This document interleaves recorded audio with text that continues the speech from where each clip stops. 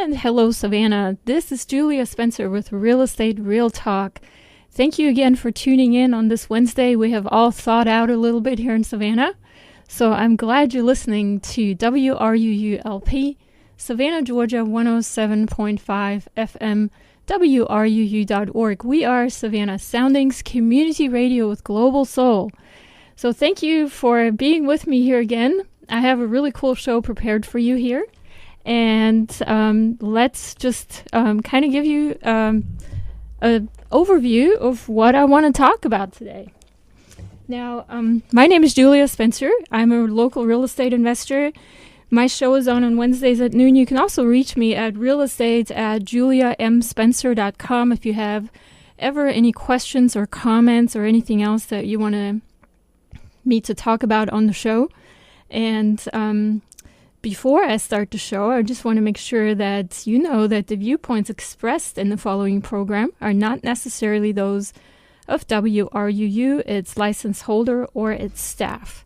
So for today's show, what I have prepared for you actually is kind of like a little bit of a tangent away from real estate investing, but it has to do with running your own business and, of course, also real estate investing. And there's a little hoop at the end that I'm going to add where I'm going to tie everything together. But basically, I want to make this show today about how to not get scammed online and protect your privacy online. And this applies really to anyone, but especially business owners and people who own property. And the property is obviously also then subsequently registered at the courthouse or any public domain. So that's what I kind of want to talk about to you about today.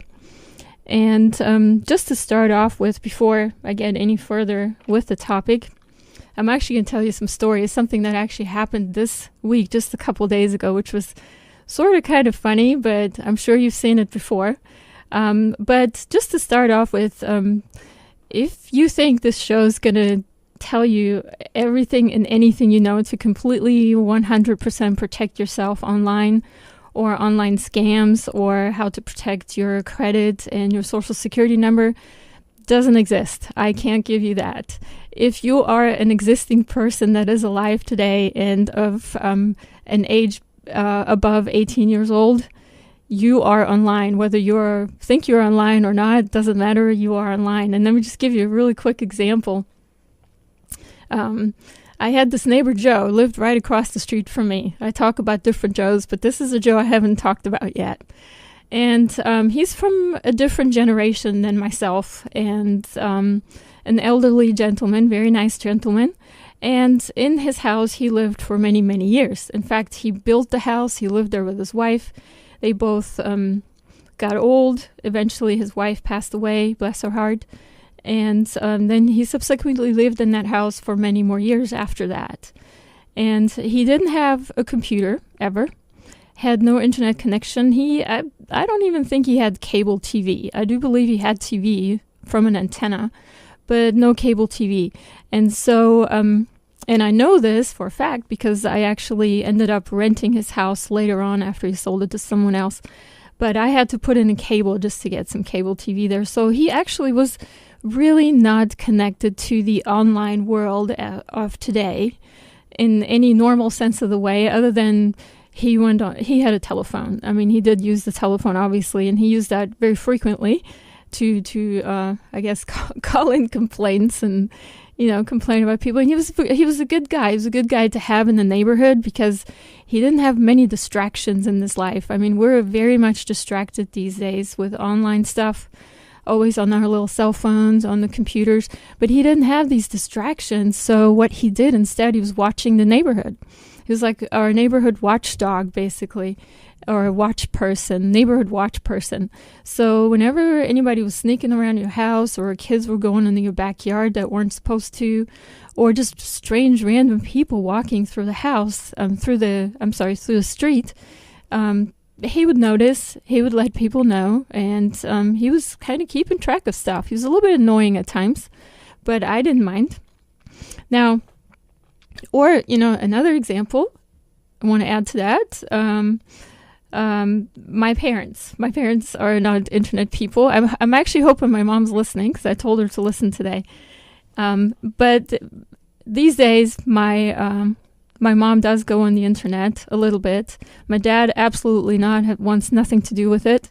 But the point is that even though these people have completely not basically jumped on the bandwagon to be online with the rest of the world, that doesn't mean their information isn't out there.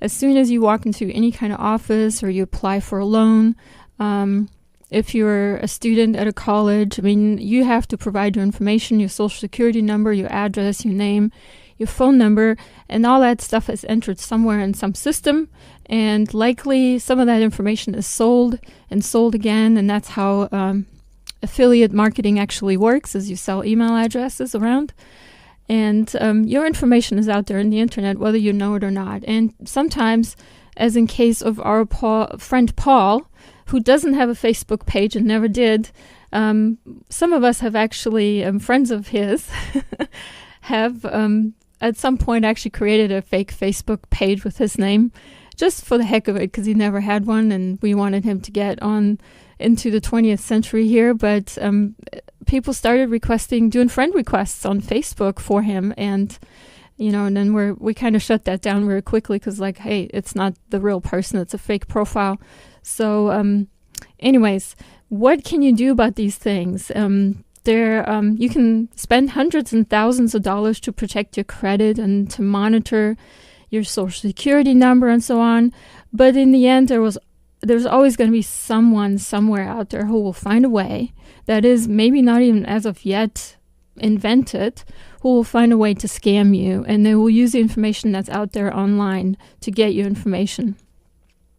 So I want to talk a little bit about some of the things that I've learned over the years that may be useful to you of how to protect yourself. This is not an all-encompassing list, and you can add to that. And in fact, I actually encourage you to call me or send me an email, actually, realestate@juliamspencer.com, if you have other ways that you were successful in protecting your privacy online and protect yourself from being scammed online.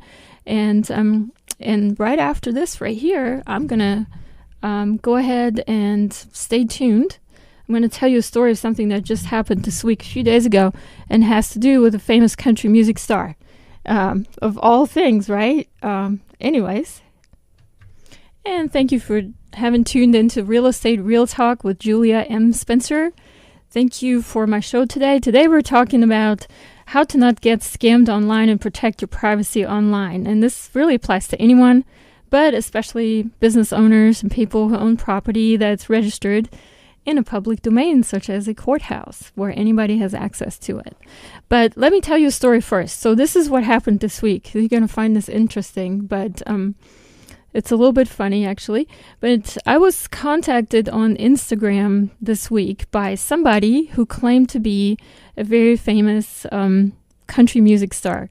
Now, if you've listened to any of my music here on the show, I don't play country. Not because I don't like country. Actually, there's some exceptions that some of the songs that I do like. But in general, it's not the genre that I'm really interested in. So I was kind of surprised by that.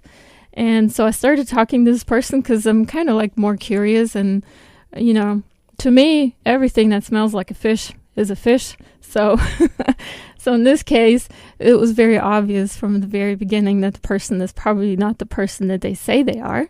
And so I started talking to him. I had a little bit of time. It was a Sunday, nothing else going on much. So I started asking questions, and we got into a conversation. And all this time in my head, I was like, this person is going to slip up somewhere, and very obviously is not the person that they claim to be. And by the way, I'm going to tell you the name of this country music star. His name is Jason Aldean. That's who this person claimed to be. And quick search on Instagram revealed there's about 50 or 60 Instagram accounts with this person's name. And fan pages, of course, by fans, but also several people that claim to be that actual person. And it looks pretty good. The pictures are the real pictures of this country music star, and you can scan through it. But anyways, this person started talking to me, engaging with me, and I was kind of at the point, I'm like, hey, I'm not into country music. Who are you? What's your name? And they're like, you don't know who I am? I'm like, not really. And so I'm like, okay, well, conversations start going on, and I'm for a day I was debating. I was like, how can I get this person to slip up so I can find out whether he's really the person that's contacting me? And I ended up finding a picture of a friend of mine that I actually know personally, who has worked on Jason Aldean's tour as a truck driver. And I know him personally. I've met him several times. And so I got one of his pictures that he's taken with the stars. He always takes pictures with the stars that he works with. And I send it to the supposed country music star Instagram fake account. And the person responded to me and said, oh yeah, I know him well. He's a good friend. I'm like, really? What's his name? And of course, they came up with some fake name. It wasn't the right name. I'm like, okay, I'm going to respectfully exit this conversation because you're obviously not the person that you say you are. And that was kind of the end of the story. I haven't heard anything back from this person after that. Now, what do I want to tell you with this story? How do you know if the people that contact you on Instagram or Facebook or Linked or any of these other Pinterest, any of these pages that are out there, how do you know if they're actually the person that they say they are? And what does it even matter? Well, in this case, the reason that matters is why would this person even want to connect with me, So there's a couple red flags here, and my kids actually pointed these out to me. If you look at, for example, their Instagram profile or Facebook profile, Instagram specifically, because you can see who's following you, how many people are following this person, and how many people that person is following themselves. So if the count of these numbers is very, very low and they're following more people than people following them, that's kind of like a red flag. The other thing is, with a very famous person like that, your count of followers should be quite high. And when I did a little bit more digging, this actual country music star, his followers are in the millions. And the person that I was conversing with had about 600 followers. So, but then again, if you do the math, this is what these people are trying to accomplish with this. If they have 600 followers and they send a message to all 600 of them, maybe 10% respond, about 60. And you interact with about 20 or 30 of them more and can scan them out of their bank information, their phone numbers, their passwords for anything. You can make a quite lucrative business extracting information from these people. And they basically are there to build trust. There's a lot of sick weirdos out there, people, so, that is definitely from a get-go.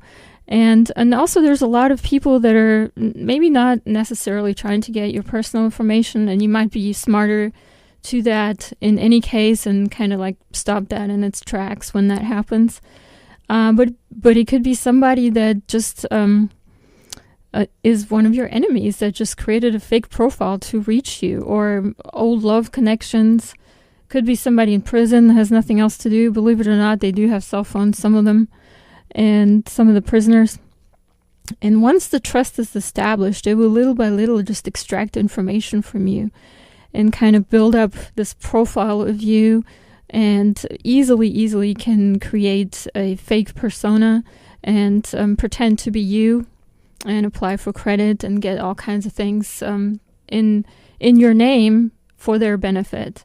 So that's what these people are really after. So just bear that in mind when you go on these websites and talk to people who pretend to be some people that they're not. I would definitely be very suspicious of all of that, and I would definitely not give out any personal information whatsoever. And by the way, that type of attack is actually called phishing. It's written with a P, with a PH, and it's basically tricking people into handing over personal information, and it could be anywhere: Facebook, Twitter, Instagram, and I wanted to tell you another thing that I actually found during my research is that there was actually an example that was listed on one of the websites that there was actually somebody on Facebook that did this fake friend phishing attack that basically made the rounds in 2016. And according to According to cybersecurity watchdog Kaspersky Lab, thousands of users actually received a Facebook message saying they'd been mentioned by a friend in a comment, and then the users then clicked on that message, and the scam would automatically download a malicious Chrome browser extension onto their computer.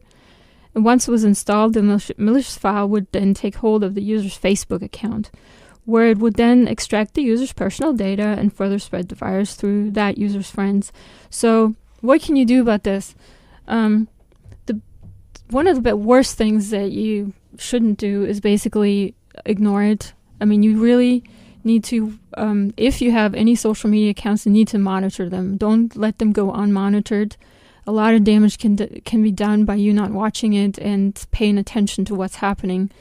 And be careful what you click. So monitor your social media. Make sure you also check your privacy settings. You may need to get, like, if you don't exactly know how to do that, I mean, I found it very useful to ask my kids to help me with that, specifically with the privacy settings on Facebook, for example. Nobody can post on my page unless I approve it. Nobody can tag me unless I approve it. And there's all kinds of really cool security settings. You can block people. You can block people from even seeing your page. And I make use of all of this. I've gotten very wise to a lot of this stuff, having a lot of things that were posted about me that I didn't want posted. In fact, talking about social media, there's actually an example where somebody, a disgruntled contractor of mine that has done some air conditioning work on one of my houses a couple years ago, and actually we never did business. He was supposed to repair something. He wanted payment up front. I refused to pay up front, and the appointment was canceled subsequently. Nothing happened. But this business owner is a local business owner here in Savannah. Actually, I'm not going to mention any names, but did go and copied one of my videos on YouTube and reposted it under his channel. Exact copy. Actually, it was kind of like a really bad copy. He made it with a cell phone and kind of holding the cell phone in front of the computer making the video, and posted it on my YouTube page, and kind of left some really bad remarks on below, basically saying, don't do business with this person. She's a scammer, and blah, blah, blah. In any case, in my defense there, I contacted YouTube, and I also contacted this business owner to take down these videos because they were infringing on my brand, basically. And business owner refused, referred me to his attorney. I talked to his attorney. Attorney said, there's nothing I can do unless you give me this whole big case. And so I went ahead and contacted YouTube and made my case. And after a couple of weeks, YouTube took the videos down because they were basically infringing on my copyrights. Now, if he had made these videos and made a comment about them during making the video, like stood next to the video and actually talked about it and why he thought personally that I was a scammer with his face in it or something, that would have been considered a commentary on somebody else's work. And it would not be something that is copyrighted, and he would have been able to post that on YouTube, and there would have been nothing that I could do against that. So in any case, if you have these things happening, make sure you're aware of them. Make sure you monitor your social media. This is very much important for individuals, but it is also important for people with children. Monitor your children's social media. And also if you're a business owner, especially if you have a brand name that you're trying to promote, and also trying to be trustworthy to your followers and your friends and people that check you out on social media, to make very well sure that nothing is put out there in your name that is not something that comes from you. So with that being said, I'm going to take a really quick break here and get right next to the next topic here, because I got a lot more to talk about, and we are already at the bottom of the hour here. So hopefully I can figure this out here quick.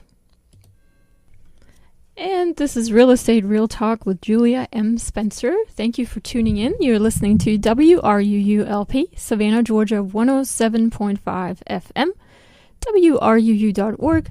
We are Savannah Soundings Community Radio with Global Soul.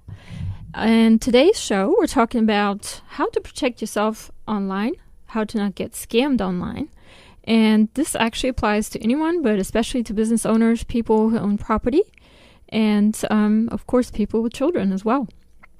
So this next segment, I want to talk about Social Security numbers and credit.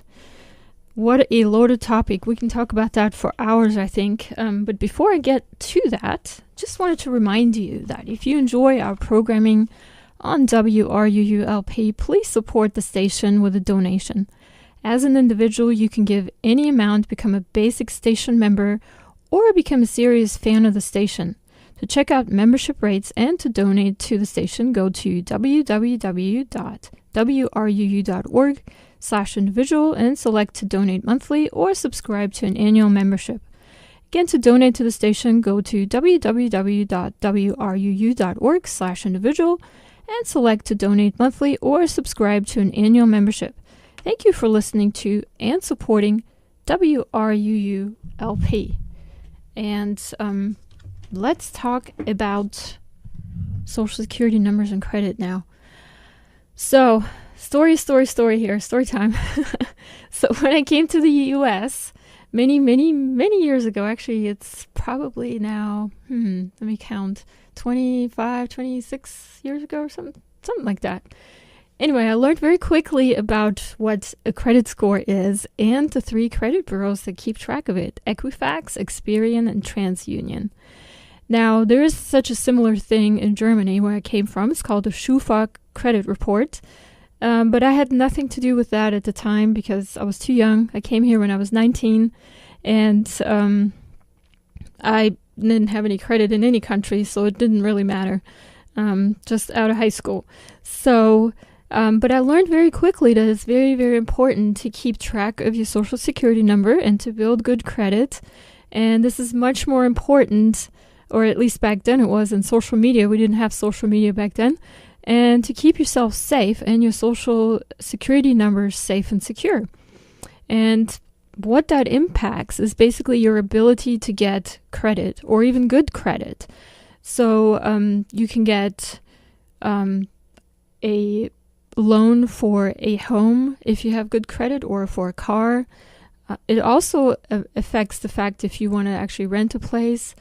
And also if you want to get a telephone line, or these days they actually even check for utilities whenever you get the utilities for a house. I mean, very frequently, because I have a lot of properties, they ask me for my Social Security number to give me a credit for utilities for any of my houses, which just happens a lot.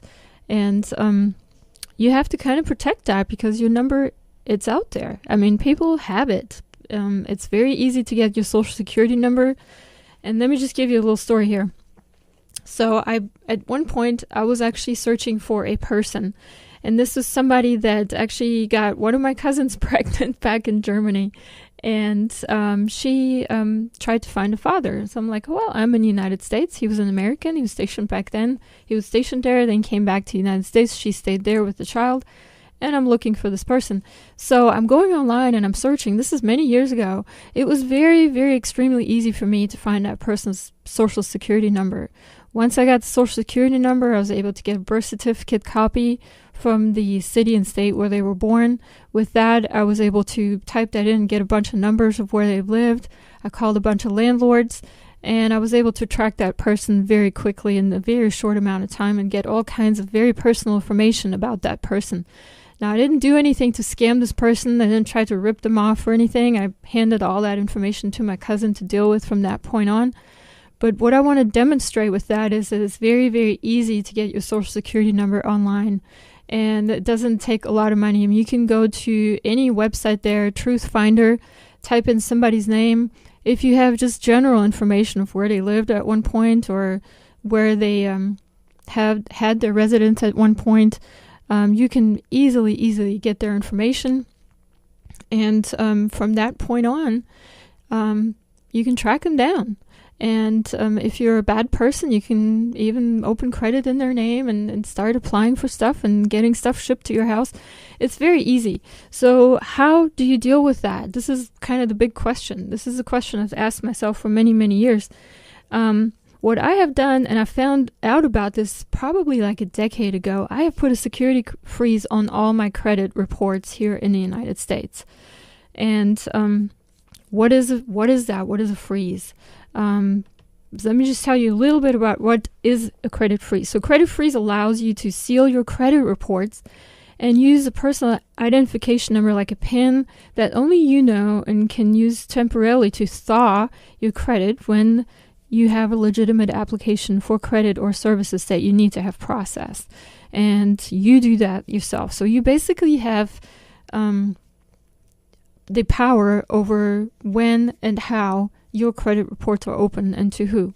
And that added layer of security means that thieves can't establish new credit in your name, even if they're able to get your personal information, such as your social security number. And I've had my credit reports, all of them, frozen for many years. I'm not very concerned about security breaches. I'm not too concerned about people knowing my social security number. I'm sure it's out there. Anybody that really wants to find out what it is can easily find it. And the cool thing about freezing your credit is that it has really no impact whatsoever on your lines of credit, such as your credit cards. You can still continue to use them as you would regularly, even if your credit is frozen. But what that does impact is that basically if somebody wants to apply for credit in your name and they give that whoever is the person they're trying to get credit from your social security number, they run the credit, they get nothing back. And I've had my credit frozen for so many years now that whenever I do apply for anything and I have to provide them a credit report that they are able to run, I give them my social security number, and then the first thing I ask is, okay, when exactly are you going to run that report? Which credit bureaus are you using? And I'm going to open those up for you just for that day or 2 days or maybe a week. And then it's going to be frozen again. So nobody can see it. You can do this yourself very easily. All you have to do is go to the websites of those credit bureaus. It takes, unless you have like specific reason, like if you've already been scammed or there was identity theft already, you can actually do this. You might have to pay a few dollars. It could be anywhere from $3 to $10 for each credit bureau. And to open it up, to unfreeze it each time, it's about $3 or so. I mean, it's very well worth the money, considering how much money you could possibly lose if in any case you were scammed and money was stolen from you. I mean, that could go into the thousands and thousands. In any case, let me just go ahead and tell you a little bit about when you shouldn't freeze your credit. If you have like a job where your credit report is accessed frequently, or you have to create new accounts with various financial institutions on a regular basis, then it may not be recommended. But even then, the cost to thaw your reports is still going to be less than any kind of impact in case any of your identity is stolen. So, in summary again, my recommendation to take care of your credit, your social security number and your credit. Well, of course, the basic things: don't carry your social security card with you in your wallet ever. Memorize your number and put your card away somewhere far away where nobody can get it. And go to the Equifax, Experian, and TransUnion websites and freeze your credit. I mean, you really definitely will thank me in the future for this. I definitely can say that. And the next thing that I want to talk about is about telephone numbers and property records, because this is a show about real estate, and so we're going to tie it all together a little bit. But in the meantime, let me just go ahead and play a song that was actually by special request from a friend of mine. Thank you for tuning in to Real Estate Real Talk with Julia M. Spencer. Today we're talking about anything and everything that we may do to protect our online privacy online and not get scammed online. And this applies to anyone, but especially business owners and people who own property, or people that have children. And the next topic I want to briefly touch on is phone numbers. If you are like me, you get tons and tons of robocalls, I call them, every day, and scam messages, people trying to sell me stuff on the phone. And I get so many messages. It's not even, I mean, once you register for healthcare.gov for health insurance, if you're self-employed like myself, there will be brokers calling you nonstop, even when the enrollment period is over. On the way over here, I actually got one of those calls, and I'm like, can they not just stop calling me? So my philosophy, and this is my opinion, as always here on WRUU, is I don't pick up the phone. I actually never pick up the phone. Unless I really, really know who it is, and I've got a caller ID, it's one of my friends or my kids or my parents, I don't pick up the phone. And I let it go straight to voicemail, and you can do that as well. And you can basically read your message. There's apps out there. Google Voice has an app. You can also do that on iPhone, where it actually transcribes the message. You listen to the message right away if somebody does leave a message, and if it's important, call it back right away. But if it's not, and 9 times out of 10 nobody will leave a message anyways, just ignore it. I found that to be very efficient way of doing business. And you can quote me on this, but this is obviously my personal opinion, but it saves me hours and hours of time. Some people just don't know how to get off the phone in any case, so it's better not to even pick up the phone. It's much easier to communicate with text messages, and if you then have like 4 or 5 messages going back and forth, then it might be useful to have a small, short phone conversation. But 9 out of 10 times, all phone calls that you ever have are avoidable, and I don't even pick up the phone unless it's my family and friends. So, but what can you do to stop people from calling you? I know a lot of you listeners out there in Savannah area probably still have land phones. I used to not have a land phone for decades, but I have a landline now. And the reason I have a landline is just because it came with my cable TV and it was free. So I got myself one of those fancy old phones, and I have a landline now. Nobody knows the number. It's my very private own number. But believe it or not, as soon as we connected it, we had people calling. And these are people that apparently thought the number belonged to someone else. Maybe the number was reused. And they're obviously not calling us for anything. So what do you do with that? So my philosophy on that is another good recommendation for you if you haven't thought about it yet, is to go and put your phone number on the do not call list. And you probably heard this before, and I've probably talked about it before, but you need to go online and register your phone on the do not call website. It's donotcall.gov. That's my best and foremost, most important recommendation. You can, if you still get calls from the same numbers after you've registered your phone, it takes about a day to for that number to be on that list, and you still get phone calls from the same caller, then you can report it, and sometimes they can go after the person, and the callers can then be fined. I think on the website, when I looked it up earlier, they could be fined up to $40,000 per call. That's a lot. So, and tell the people, and you don't even have to interact with them. I would just kind of hang up, but tell them that you're on the do not call list. You don't want to be bothered. And here's my experience with this, because I've been on a do not call list for many years now for all my phone numbers.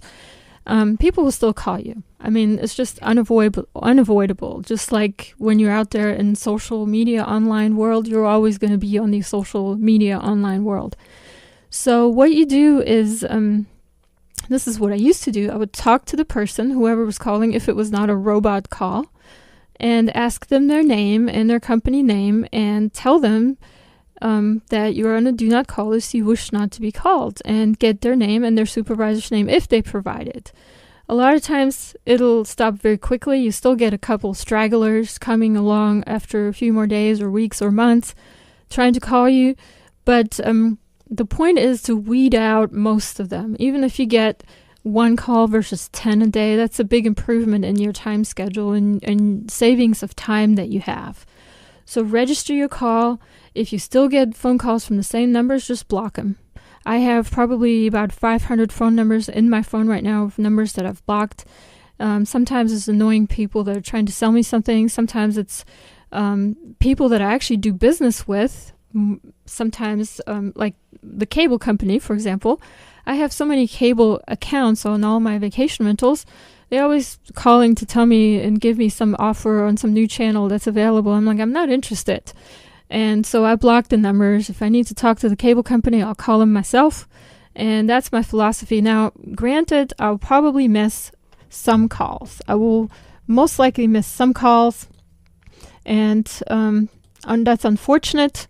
But I'll take that into account when, in return, I will instead win a lot of time in my day to do other things that with my time that's more important. And hey, we're almost getting to the top of the hour. I'm going to play you one more song, and I'm going to talk one more short, brief section on property records and how you can protect yourself there. And thanks for tuning into Real Estate Real Talk with Julia M. Spencer. We're talking about how to protect yourself online, how to not get scammed online, or protect your privacy online. And my last point I wanted to make, because we're almost at the top of the hour, is property records. Now, this show's about real estate. I know most of this hour I'm not talking about specifically about real estate. However, all of this information is important if you're a business owner or if you own real estate in any city, county, state of the United States. Believe it or not, I do a lot of research with property cards, property records, deeds, and anything and everything that's recorded at courthouses. I know how to research titles because I need to find out a lot of times if there's any liens on the properties that I buy. And what I have found, and this is something that might strike you as alarming if you're a property owner, that property records that are out there, especially deeds, warranty deeds, these documents that you have to sign at the closing of a house. And if you've ever been to a closing, you have tons and tons of papers to sign. You go to these property records, a lot of times your social security number is on those pages. And a lot of this information is digitized these days. A lot of property records can be obtained by just going to a county's website and retrieving the property records for any particular property and basically looking through it. And I've found my own social security number displayed very openly on a lot of records. And anybody from anywhere in the world can go online, retrieve those property records, and get those social security numbers. Now, the courthouses, before they digitize these papers, supposed to kind of black out any kind of personal information like that. Do they really do that all the time? Not really. And I know this just because I've found it before. So if you have property in right here in Savannah, even now, I want to tell you, don't be too scared. Chatham County's property records are online. However, you have to pay a little bit of a fee to get them. So most people that are just fishing for stuff, probably not going to go on there. But a lot of other places, a lot of other counties, the stuff is visible from anywhere in the world. Somebody in Nigeria can get it. Somebody in well, who knows where, can obtain your personal information, your social security number. So just be very careful. If you purchase a home, go to the courthouse or go online yourself and see if you can find information like social security numbers online. And if that happens, make sure you tell the court officials to remove it or kind of black it out, and for sure freeze your credit. So that's my last recommendation for this particular segment here on how to protect yourself online. And of course, the viewpoints expressed in the preceding program were not necessarily those of WRUU, its license holder, or its staff. And if you've been listening for this whole hour, you probably recognized that I had a certain theme with my songs that I played today. And they're all about California. And that is because I'm actually going to California probably later today or tomorrow, for sure tomorrow. Flying out to San Diego to go to a conference, Meet the Masters of Income Property, Real Estate Investing, Income Investing Property Conference. I look forward to it. One of my friends is hosting this, Jason Hartman. If you've listened to any of my radio shows, I've had him on a couple times. I've played some of our interviews. He has a podcast. He can be reached at jasonhartman.com. And we have all kinds of really cool speakers lined up, so I'm excited to go. I haven't been to any of those conferences in a long time, And I take that back. I've been to one conference like this before, and I was kicked out after the first meeting because I tried to record it. So I won't be recording this time, but I will be taking notes, and I'm going to bring that information to you next week, Wednesday. So I hope you can tune in again. I am on at noon on Wednesdays, middle of the day, middle of the week, and you're listening to WRUULP, Savannah, Georgia, 107.5 FM, WRUU.org. We are Savannah Soundings Community Radio with Global Soul. And my very last song that I'm going to play, the previous one that I played was Grimes, and the song's name was California. And this last song that I'm going to play is from somebody I'm a very, very big fan of. And I'm going to play his song right after a message here. But his name is Roy Orbison, and the song is California Blue. And I'm going to play that right after this message right here. And here is Roy Orbison with California Blue. For your free guide to real estate investing, visit juliamspencer.com.